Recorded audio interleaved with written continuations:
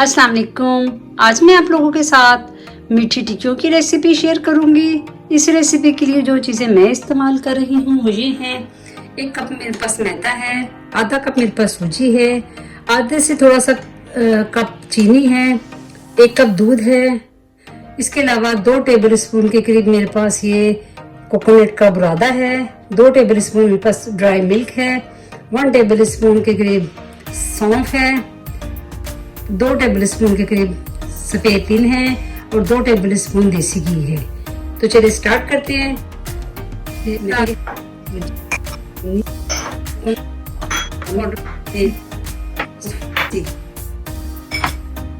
अब इसको थोड़ा थोड़ा, ये मेरे पास दूध है, इसको हल्का सा ये गुनगुना है तो इसको इसके साथ थोड़ा थोड़ा डाल के इसको भून लेंगे। इसका एक सख्त सा बैटर बनाएंगे।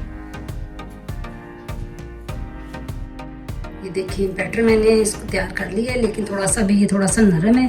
इसको इसी तरह छोड़ देंगे 10 मिनट के लिए, क्योंकि इसमें हमने सूजी डाली है। सूजी में जब थोड़ा सा दूध एब्जॉर्व करेगी तो ये फिर फूलेगा। तो 10-15 मिनट इसको रेस्ट देंगे। ये देखिए 15 मिनट हो गए, मैं इसको रेस्ट दे दी थी आटे को। ये देखिए सख्त हो गया है क्योंकि जो सूजी थी वो फूल गई है। अब इसको काउंटर में निकाल के तो बेल लेंगे।